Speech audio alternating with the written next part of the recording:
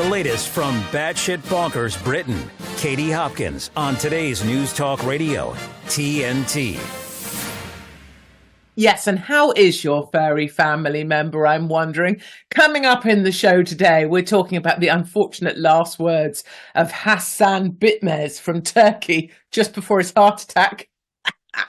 I want to introduce you to Chip Roy, a crucial voice for ordinary Americans on the idiocy of throwing money at Ukraine. And we have our top three out of the UK with the not so positive theme of death in different guises. You'll know there's supposed to be music running under this. Studio can't find it. I told him to sing and he still isn't. And yet we're hearing glorious Technicolor at tntradio.live. You know what to do, good people. I may be in the driving seat, but you are the engine for this show. Please do join the conversation. And here's how you can chat along. Katie Hopkins wants you to chat to her. Just go to tntradio.live, hit chat, and join your family chatting away. We're on the highway to freedom, where listeners drive the show. Today's News Talk Radio, TNT. My darlings, we are on the highway to freedom. You do join the show. If you're watching us in glorious Technicolor, as many people do now, you can watch along on YouTube. You can chitty chat along on the chat. And that's why I have my little sticky phone in my hand. It's not actually sticky. I shouldn't really have added that phrase. Oh, look, brilliant show, Dean. You just get better and better. Lovely, Dean. So if you currently join me at this hour, whatever hour it is for you, for me, it's like 8 o'clock in the morning, used to be 9 o'clock. It's so confusing. Do join an hour before. So rock up at TNT. The moment you open your sticky little eyes, why is everything sticky today?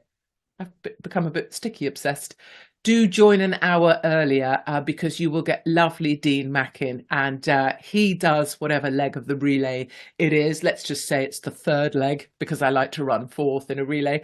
And I am bringing you on home before the rest of TNT lineup. Do always remember, if a presenter, i.e. me, really pisses you off, there's others. Do you know what I mean? There's others. If you don't like this show, just hang around or go and do something else for an hour, come back. There's other presenters and you might love them because everybody, I think, at TNT Radio, I'm going to say, is very, very different. I have a top three for you today that I want to get to. And the reason I'm going to try and run to time today, well, two things. Number one, I really want to get to a certain part of the show because I really want to do the drug story about a dying granddad that wanted drugs. I really want to get to that.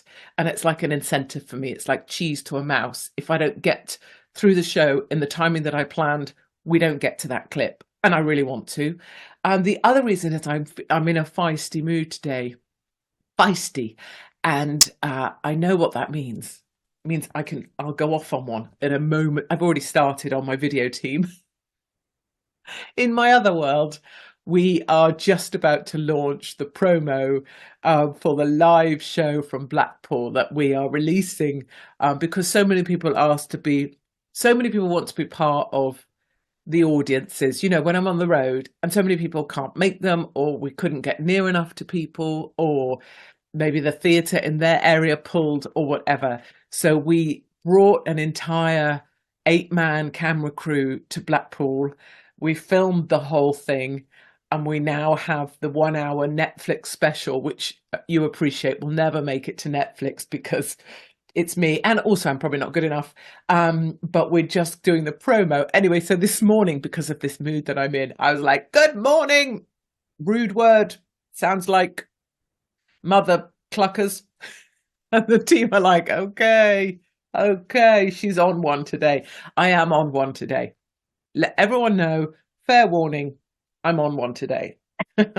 So let's get going.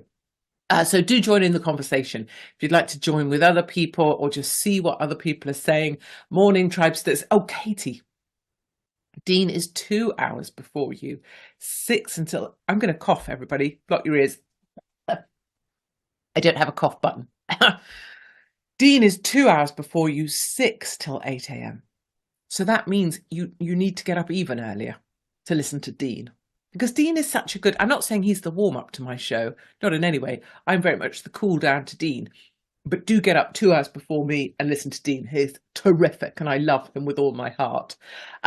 So we have a theme for the top 3 out of the UK today, and the theme is death. I know. And one of them is really, I'm affected by, and there's no joking. So have you heard, you may not have if you're not in the UK, but if you are, Gaynor Lord. She's a 55-year-old lady and she's missing.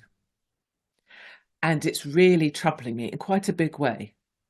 So I was up at whatever this morning, 5, and she is my first thought. And it's troubling me a lot because it just has echoes. I'll explain in a moment, but she has echoes of Nicola Bewley, the lady that drowned allegedly in the river, but before anyone knew she was drowned and couldn't find the body, they gave out that she was a drunk and all the rest of it. And everything about it smelt wrong and still does. And it still bothers me often in quiet moments. And I often walk by the river. I was walking by the river last night with the hounds or the lions. And walking by the river, I always think about Nicola Bewley. Now we have another lady here in the UK. She's called Gaynor Lord. And her daughter has specifically asked for people to amplify that her mum is missing. It's very likely to set me off as well. So the daughters of a missing mother of 3 who disappeared last week after leaving work early has pleaded for us to help find her. Gaynor Lord, 55, left her shift in a city centre department store on Friday, but never made it home. So I think she worked her shift at the department store. A search was underway for 4 days, so that's now probably five days. Police divers have been called in.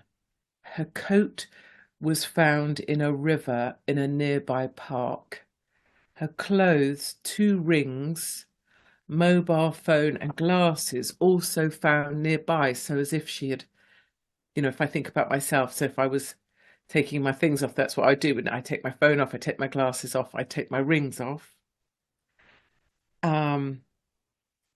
Her case has similarities of that of Nicola Bewley, who sparked the high-profile search.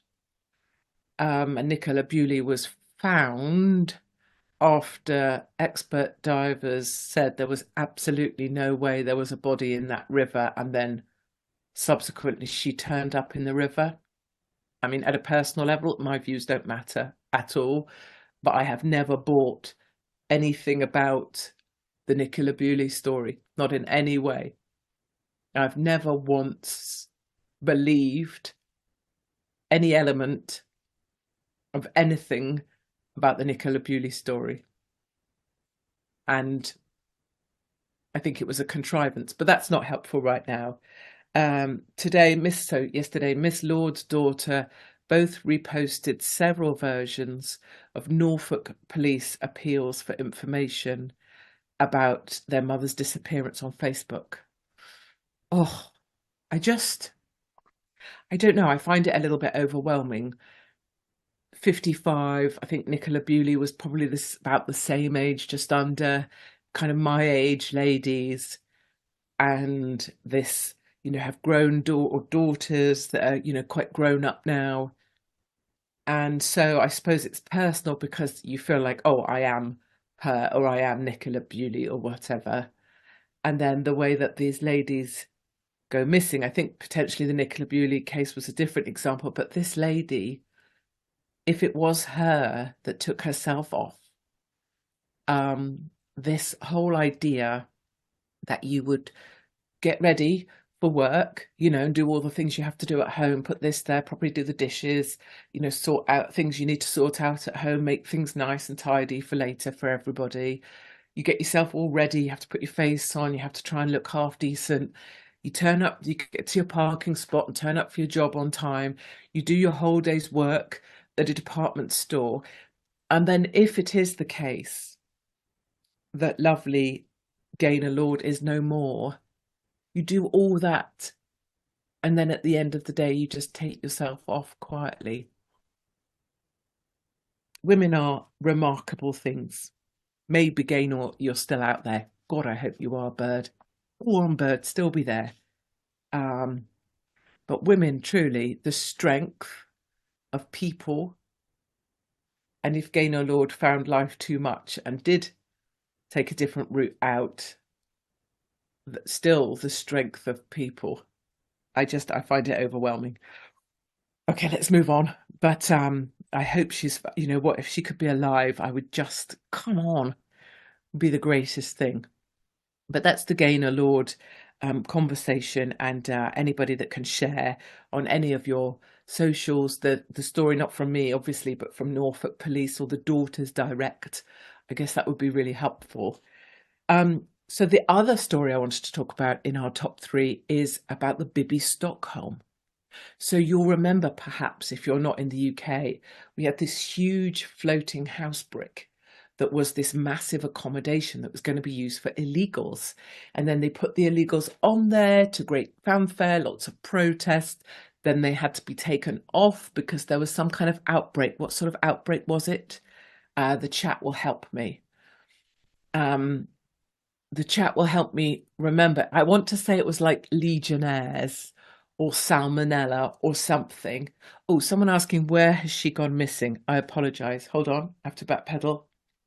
Well, it's Norfolk Police left her shift in a city centre department store. So somewhere in Norfolk. I want to have the correct answer for you. I'm going to ask Tribe if they wouldn't mind posting the exact kind of location, the park where they were searching for Gaynor Lord, which has now been thankfully police cordoned off, as opposed to Nicola Bewley, where they just let everyone trample around. Okay, back to the Bibby. So the massive houseboat, they were putting illegals on it. All the illegals had to come off. There was like 38 that eventually got on there. And then there was a sort of a salmonella or whatever it was outbreak, right? And then once they sorted that out, they were determined to put the illegals back on. So they put the illegals back on to the Bibby Stockholm, to more protests. Then there was some messaging that went out that I was amongst in some way, that was telling the illegals, so typical lawyers, activists, you know, the sorts of people that are just trying to thwart the government at any turn and don't work on the side of ordinary British people, were advising illegals to demand a doctor's appointment, to declare that you get seasick, and to be prescribed seasickness medication. So the advice for illegals is that as soon as you come to the UK, you go for that. Because if you're being prescribed seasickness medication, you can't be put on the Bibby Stockholm because it's on water in the harbour in Dorset. And you'll think that will sound like I'm making that up. That is not. The level of advice available to illegals, you would not believe. The underground network of, oh, if you pay this guy, you can have a room in this tower block. If you pay this guy, you can have a bed in a, you know, there are rooms all up and down this country filled with bunk beds in ordinary houses in your street. And men are paying £20 a day to have a bed there. You know, this is how this stuff works. Anyway, very sadly, a gentleman last night committed suicide on the Bibby Stockholm. And migrants said the man had hung himself in the barge's communal bathroom. They said he'd been crying out for help yesterday, asked for an emergency doctor's appointment, but didn't get any assistance. He was screaming and punching the walls before security intervened and told him to stop. So we have a clip here of a lady who's on the side of the harbour where the Bibby Stockholm is. So let's have a listen to this. They're in real shock. I think a lot of them are still processing what's happened. It's been really lovely because they've really grouped together, and like what they said is we're going to make sure we look after all of them so this doesn't happen again. They've been telling me that the individual was crying for help, asking for help. He got told to shut up by a security guard. He asked to see an emergency doctor to get that mental health support he desperately needed. He got given a number, and when he told them he didn't have a phone, they didn't help. Technology or... After that, he was shouting and visibly distressed. And so the guys are still processing all this and really upset that, that there was no care from the start. But, you know, as much as that's an emotional lady who's clearly been very distressed and has probably been, you know, campaigning against putting illegals onto those boats or onto the Bibi Stockholm, someone kindly updated me here on the chat, Legionnaire's disease on the Bibi barge. So it's Legionnaire's. Someone else updating, they weren't bothered about seasickness in their dinghies. No, and of course that doesn't matter one little iota. It's just methods. If you can say you've got seasickness, you can have a lawyer who says you can't be put on the Bibi Stockholm. And now you've got this. So just when the Rwanda plan is trying to get through the House of Commons, which we can all say is smoke and mirrors, you've got, you know, an illegal committing suicide. Isn't that dreadful? But you know what? You know, without wishing to be a heartless cow, but just saying it exactly as I see it, how many decent, ordinary British people have been pushed to the point that they can't continue? And actually, regardless of mental health, any health in this country, do you think you're really going to get seen if you're screaming and punching the walls of your rented flat in the UK because you can't afford to live or eat or pay your rent, or you're just about to be evicted before Christmas because the landlord can do better than you? Do you think people are going to get help? Do you think ordinary British people are going to get help?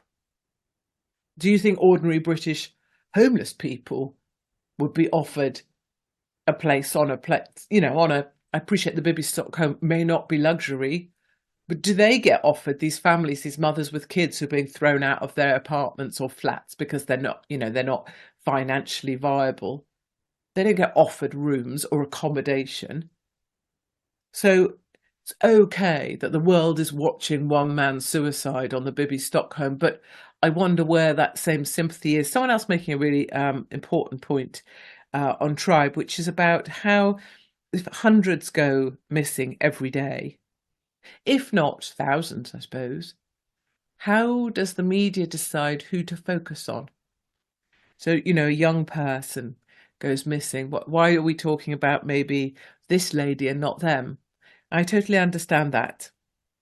Every nation on mainland Europe would give their right arm to have a God-given, cold and inhospitable 20-mile moat surrounding it, as Britain does.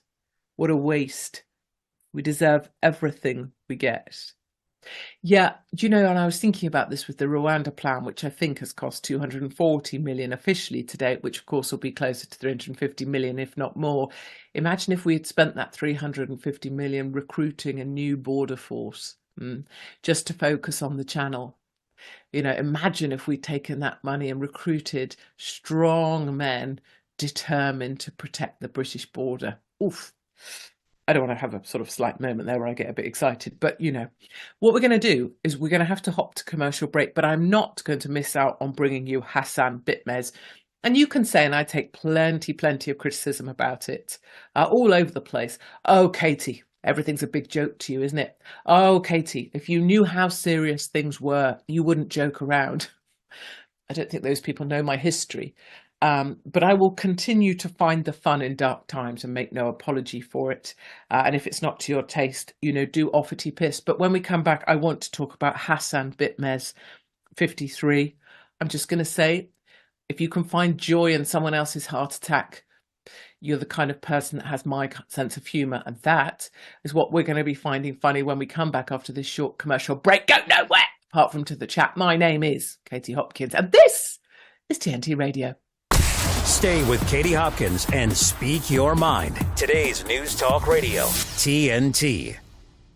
So, my darlings, this is a particular sinister sort of sense of humour. I think it's quite a military one as well. But I make no apology for it. So, if you find my sense of humour slightly off, maybe go and make yourself a cup of tea. But anyway, Hassan, let me introduce you to Hassan Bitmez. 53. He's a Turkish lawmaker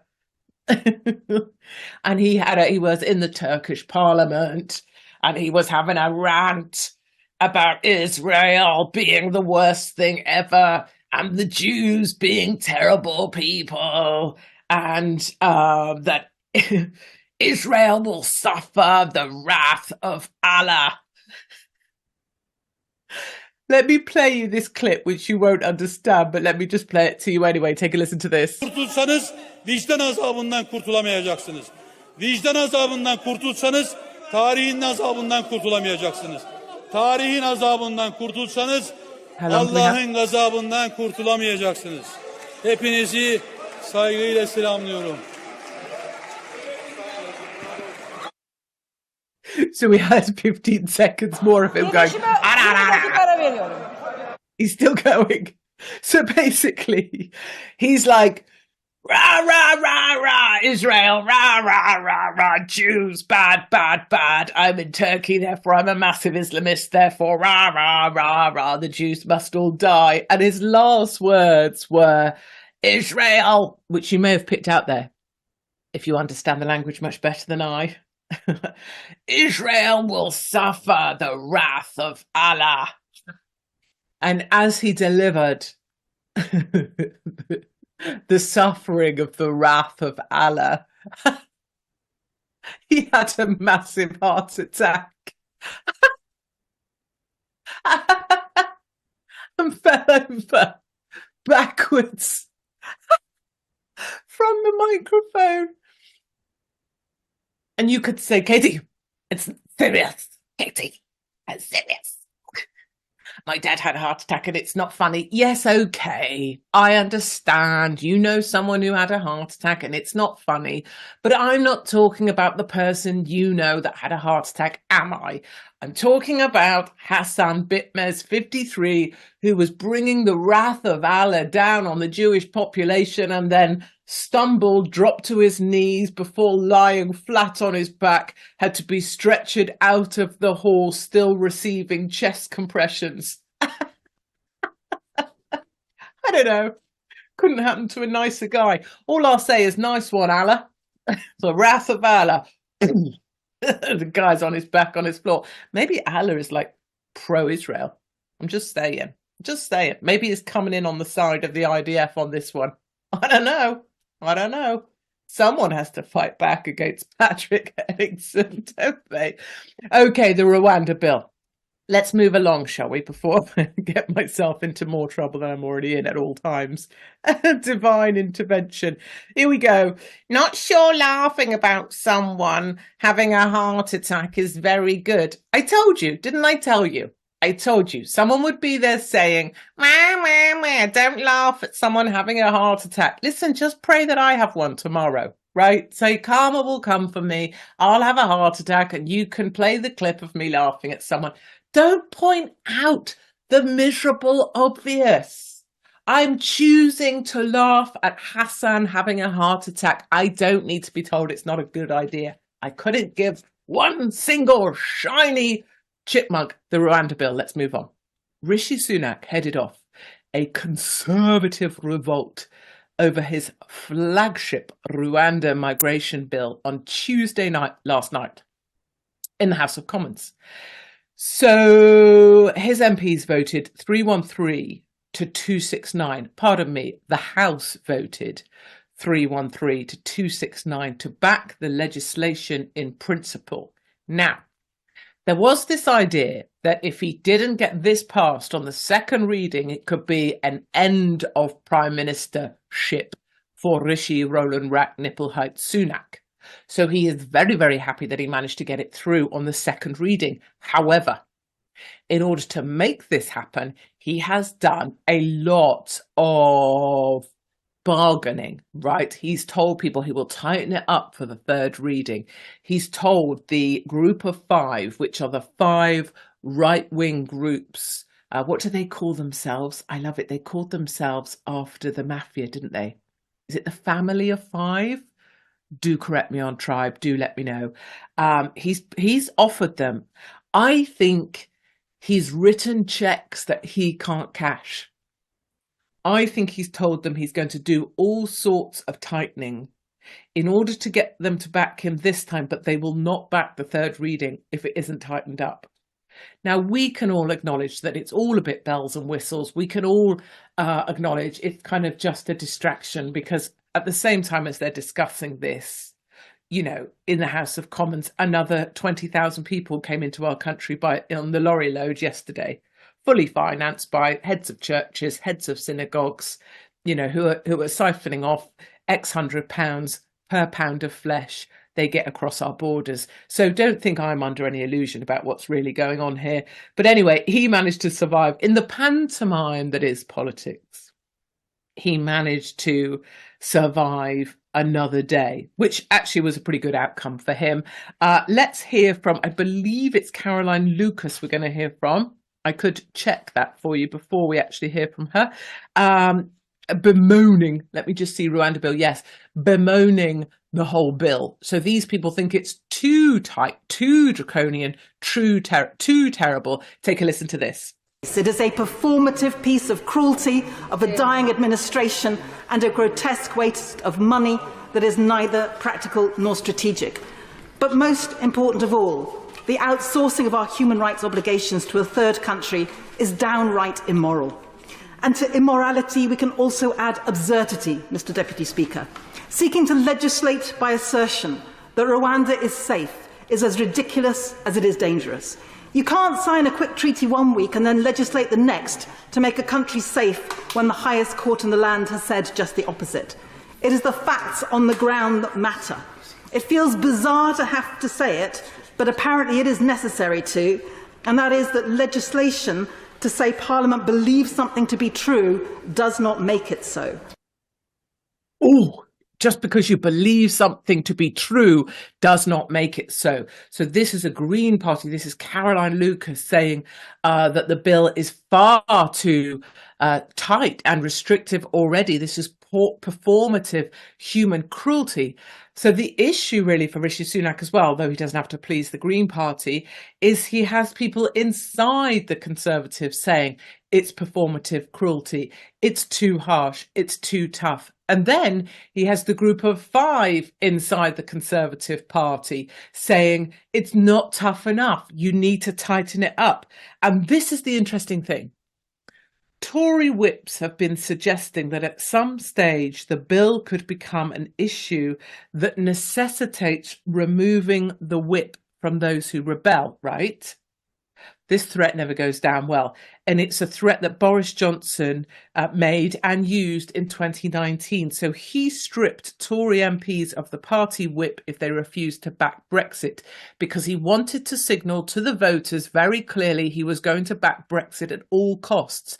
And actually that point went down very well with voters, which is if my MP isn't going to represent me, they get to lose the whip.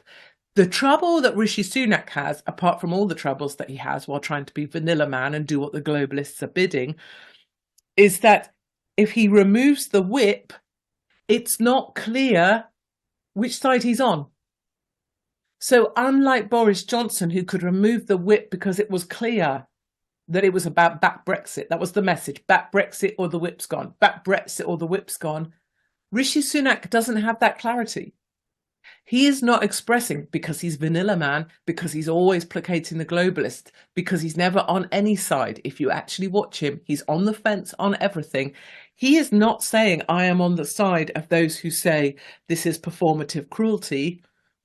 And he's not saying, I am on the side of those who are saying it needs to be tightened. It's not tough enough. People in this country have had enough.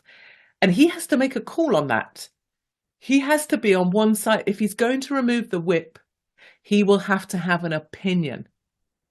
And if there's one thing Rishi Sunak doesn't want, apart from the British people rebelling, which is his whole mission, is to keep the population in the UK from pushing back. Keep them calm, no fight back, no pushback, keep the people obedient, keep the people subservient, keep the people under control. He will have to pick an opinion and pick a side. And I believe he won't do that. Just looking at chat in relation to what I was just laughing at, Hassan Bitmez falling down after calling down the wrath of Allah. Katie, you used to be funny, but now I think you've lost it. It's not about pro-Israel or pro-Palestine. It's how pro or against genocide you are. And obviously pro-genocide, he means obviously I am pro-genocide. And that is very sad. From now on, I am turning off TNT when you are on.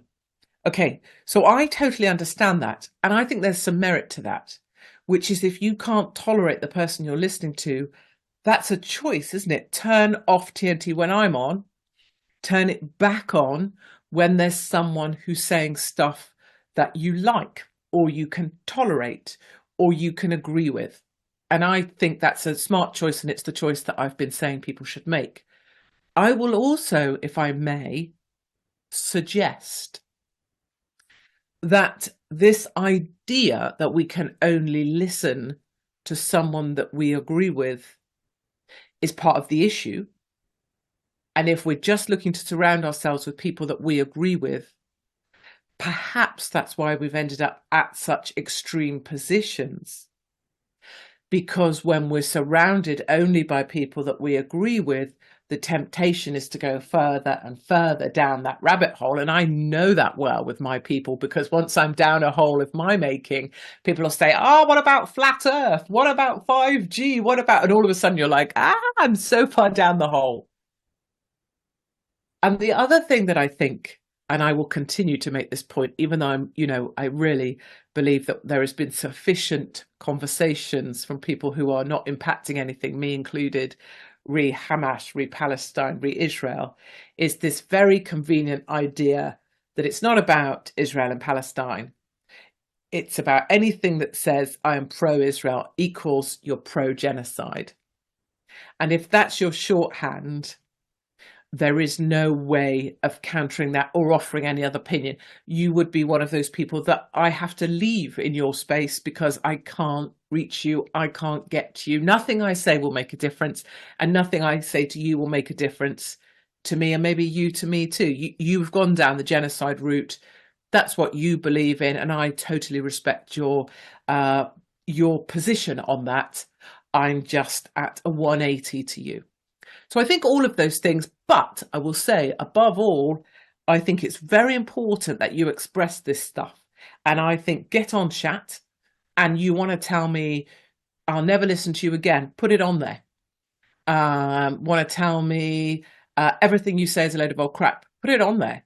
I mean, as long as you're not harming anyone else with your views or offending someone else by criticizing like their looks or whatever, or something silly, get it on there, because it's really important that we have places we can say these things. And Rob, given you'll still be listening, you're welcome back. Do come back at the top of the next hour when there'll be someone else on. Always come back to someone else. Maybe you can't stay with me. You can stay with TNT, because TNT doesn't have one opinion, and no one tells us what to say. I should make that point. At no point at my time here at TNT have I ever been told what to say, or more importantly, actually, for someone like me, what I can't say. Skirting the issue of genocide, Katie, an occupying force are not defending themselves. Yeah. So I'm skirting the issue of genocide, maybe, or maybe we've already touched on it on other shows. But my view is difficult for many people, which is having been and spent time in Palestine, having been and spent time in Israel. The only way Israelis can get to live in peace is if they are free to do so. And the only way that Israelis see a way forward for that is to remove Hamas at all costs. And perhaps genocide could be prevented if the 100 hostages still being held could be given back. I'm unclear why no one seems to bother about the 100 people still being held. So, my darlings, I'm trying to make sure I give air to your views. I'm trying to read them honestly, without any kind of filter. And I hope, if we can agree nothing else, I hope that you can agree critics here and those critical of me get to have their voices heard as well. I'm hoping that we could maybe agree that. Then, my darlings, what we're going to do is we're going to have a really, really, really short commercial break. When we come back, I want to talk about Chip Roy. Oh, I love that man so much. And, exciting. We're going to get to my story I really want to get to about giving Grandad drugs before he dies. So go nowhere, good people. My name is Katie Hopkins, and this is TNT Radio. Thanks for listening and for being a part of the Katie Hopkins Show on today's News Talk Radio, TNT.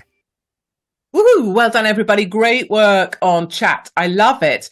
And I love the fact that on chat, people are challenging each other, challenging me. People talking about occupying Palestine, Balfour Treaty, two-state solution. Someone saying, is Katie working you with her foot?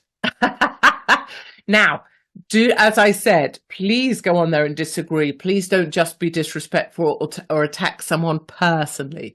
And just if someone happens to have a similar or opinion to me, or perhaps has the same point of view, don't attack them personally. If you're going to come for anyone, always come for me, because I'm offering that. I volunteer it. I accept it as part of putting myself out there. I've accepted that for about 20 years, I guess. And the other thing, and I think someone just put it really smartly, is a lot of people over here couldn't give one single shiny rat's ass about hundreds of people or thousands of people being killed somewhere else on the other side of the planet, because currently we have a situation going on here. We don't have a banking system effectively. We don't have institutions like a healthcare service anymore. We don't really have democracy or a political system. We know it's a pantomime.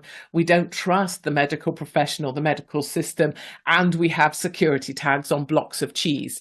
So you can kind of cry on about genocide all you want, but the harsh reality that no one wants to say is that we have a lot of problems closer to home right now, like the lady that potentially just took herself off from her day shift and drowned herself in the damn river. Good. Keep going with your chats. Keep pushing back on me. Zelensky and his begging bowl. He's out again. The little dwarf in his pretend combat t-shirt, even though he's never seen his day's combat in his whole life.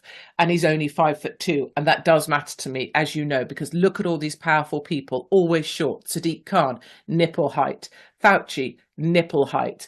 Roland Rat Rishi Sunak, nipple height. The ginger dwarf from the north, Nicola Sturgeon, nipple height. Macron, nipple height. Find me, please. Apart from Trump, 6'2". Without a heel on. Ron DeSantis, always wearing 6-inch heels. Terribly distressing. They're always small. And there is a reason for that. It is not by chance. He's back in the States with his begging bowl. Biden is determined to launder another 200 million via this little midget in his green t-shirt. Pretend Winston Churchill bunker. Give me a break. And then there is a hero for the now. Chip Roy. If you don't know Chip Roy, you need to know Chip Roy. If you don't know about Chip Roy, you need to educate yourself. And I mean that in a glorious way. Chip Roy, husband number 15. He's on my list. I've told him 1,000 times. I will do anything for Chip Roy. Right now, we're just going to listen to him with his summation of 5 or 6 key things that would sort out ordinary America. This guy could be president one day. I love him. Take a listen to Chip Roy. I think it's really critical to understand that what we've tried to do as the Freedom Caucus and a broader bloc of conservatives in the House of Representatives is to lay out what we believe are the critical issues that we must address, like Jody was talking about. We're making very clear about the overall spending level still must be addressed. $2 trillion of deficit spending when you're $32 trillion of debt is completely unsustainable, and it's not something that we can continue. Number 2, you can't continue to have a Department of Defense that is more focused on being woke and involved in social engineering than it is on mission first and defending the United States of America. The third thing you cannot do is continue to allow, as a Christian nation, a wide open border that is endangering American citizens through fentanyl poisonings and through human trafficking and sex trafficking that is harming immigrants in the false name of compassion. Fourth, you cannot allow the Department of Justice continue to be weaponized against the former president of the United States and against the American people. And And I'd say fifth, we cannot continue to have a blank check going to Ukraine without dealing with what we need to do here at home first. Now, I would add a sixth element to that, which is I think we also need to deal with making sure we no longer prolong and continue the COVID tyranny nonsense and the mask mandates and vaccine mandates. But just glorious, glorious, glorious. Laying out 6 things that would make America so much better. And ordinary Americans, my kind of Americans that I spent 5 years amongst, would love that stuff. And the great thing about Chip Roy is he's still walking around DC where everyone is constrained, everyone is restricted, everyone's small, everyone is grey, everyone is polite. And he's like, I could not give a rat's ass about Ukraine. I will not approve sending one single American dollar to Ukraine until we secure our own border. So you have Biden trying to process another 200 million through to Ukraine for absolutely no reason. Biden's trying to sell it on this idea of don't give Putin a Christmas present by not backing Ukraine, laundering more money through Ukraine, and Chip Roy is standing fiercely against it, saying on behalf of lovely Mexicans, lovely people who are just sick of seeing people enter America illegally, he's saying, why are we sending taxpayers' cash to Ukraine when we still haven't secured our own border? And he is relentless and he is robust and he's about 6'6". Just saying. Right, I'm excited because we can go to my story that I've really wanted to do for a very long time. Which is, well, I think it was actually since one day ago. Let me ask you on Tribe, let us move along, darlings, into a place of safety, security and comfort. Would you acquire drugs for a relative if they were dying? And if you were terminally ill, let's say it's me, I'm terminally ill. I want to try all the things I've never tried, right? I've never tried Chip Roy needs to stay away from balconies. You got that just about right. Have you ever tried heroin? You don't have to be explicit on here. I'm just saying. But if you were terminally ill, would you want to? I so would. I'm just looking for what this guy said. This guy's granddad, a year ago, my dying father, diagnosed with terminal lung cancer, turned to me and said, Sean, can you get me some heroin? For a moment, understandably, I wondered if he needed this ultimate painkiller for some fairly ultimate pain. But he said, or maybe it's some opium or weed. I'd like to try them. Dad wanted to just try them. Dying is not recreation, it is annihilation. And Dad wanted to try it before he passed away. My question to you on Tribe is, would you procure and supply heroin if you could, if a dying relative asked you? If it was your dad, I totally would. Would you try and get him some heroin? Yes, I would. Would I? I've never taken heroin in my life. But would I, if I was terminally ill, would I want a supply handy and just take myself off that way? 100% I would. Would I want to try stuff I'd never tried? Yes. Yes, and I think that's very much my attitude anyway, right? Because we know, if you know me, I've done that whole facing down death thing. You might not come back from this surgery. And it's so freeing because when you know that you might die, well, all bets are off, aren't they? What would be holding you back? Now, my darlings, take a listen. While you tell me your answers on chat, please go to tntradio.live. Go to the chat. Would you procure drugs for a dying relative? And I'm talking funsies drugs, not that heroin should be described that way, but you know what I'm saying. Would you do it? Would you give it to them? Would you be prepared to take the risk? I would. Let's take a listen to this clip.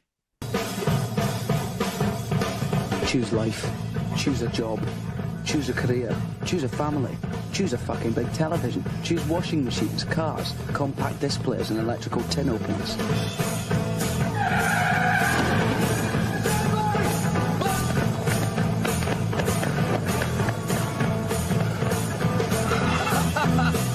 Choose good health, low cholesterol and dental insurance. Choose fixed interest mortgage repayments. Choose a starter home. Choose your friends. Choose leisure wear and matching luggage. Choose a 3-piece suite on hire purchase and a range of fucking fabrics. Choose DIY and wondering who the fuck you are on a Sunday morning. Choose sitting on that couch watching mind-numbing, spirit-crushing game shows, stuffing fucking junk food into your mouth.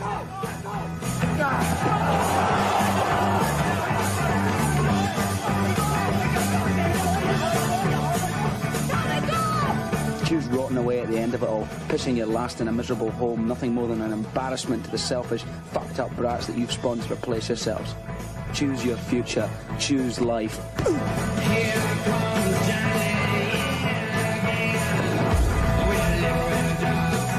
But why would I want to do a thing like that?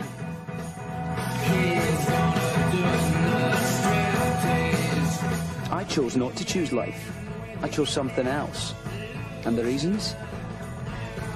There are no reasons. Who needs reasons when you've got heroin? Who needs reasons when you've got heroin? I love that everybody is on Tribe going, yes, yes, yes, yes, definitely, 100%. Absolutely, 100%. Heroin, no. Recreational drugs, yes. It should be up to the individual, right? Right. And so there used to be, I don't know if you know it, you need to look into it. I need to get myself some of this. The Brompton cocktail. It was a mind-bending liquid invented by a surgeon, Herbert Snow, in 1896 at the Royal Brompton Hospital in London. The exact ingredients are debated, but it seems to have been, get this, an enticing blend of, hold on, I've got to find it. An enticing blend of liquid heroin, cocaine, and decent cognac. Come on. Snow invented it as a way of soothing and yet pepping his otherwise depressed, lonely, terminally ill cancer patients. The cocktail was so efficacious. Oh, I like that. That patients in their final months become notably more sociable and cheerier, knocking back half a pint of heroin, cognac, and cocaine every other day. That's what we need, the Brompton cocktail. And you know what distresses me is that the guy that wrote this article, whose true story it was, did not give it to his granddad. Here we go.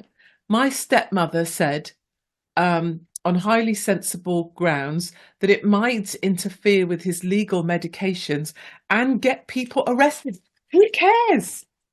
Who cares if it interferes with your bloody constipation medication or the medication for your blood pressure or your damn salts that are too low or too high? Who cares? If you're terminally ill, who cares if it interferes with the medication that maybe just about is keeping you alive? Or maybe you're being given this because it needs to counter this, and you'll be given this because this makes you constipated, but this takes away your pain. Just give them the Brompton cocktail. I am telling you now, the minute I get the terminal diagnosis, or as some people will be praying for today, I have the heart attack, so I need a bit of notice because obviously you have to prepare. I mean, two things are going into, I act every day like I've already been given a terminal diagnosis, because when you think about it in life, we already have, haven't we? We're all being given a terminal diagnosis the day we're born, because you're going out of here. There is no spoiler to the movie called life, is there? Because we know how this thing ends. It ends with you either going into some fiery furnace or being tipped into some waters or having your ashes or someone's ashes, who knows really whose you're going to get, sprayed into the winds and being coughed back down by Aunt Mildred, who, inhaled at the wrong moment. We know how this thing ends. But every damn day live like you've already been given that terminal diagnosis. I know when I officially get to know my time, if I do get to know it, which I strongly doubt, two things are happening. One, I am getting me 14 pints of whatever that Brompton cocktail is, because that sounds magnificent, right? The other thing is I've got a list. And I should, fair warning, to anybody whose name's on that list. And over the last 20 years of being persecuted by the state, by heads of churches, by heads of charities, by numerous individuals who act nicey out there, but in fact inflict maximum pain on individuals who are trying to do a good thing. I have a name list. And believe me, it's my terminal illness list. And when my time comes, I intend to make good on that list. And that isn't a threat. That is a promise. Make good on my list. Take my Brompton cocktails and go to it gladly, ideally covered in sequins. What's chat saying? I hope we get a warning like that. I doubt they give the medication they give at the end of life is doing much good. Of course it's not. What are they medicating for at that point? They're just medicating to make their own lives easier, right? The medication they're giving is about the nursing staff or the shift rota or who called in sick today and whether you can have a patient functioning that day. Don't be a part of that. Be a part of the Brompton cocktail. And if we've learned anything in this show, it is that when your time comes, or when Grandad time comes, it's time to smack Grandad up. And on that, my darlings, I leave you. My name is Katie Hopkins, and this is TNT Radio.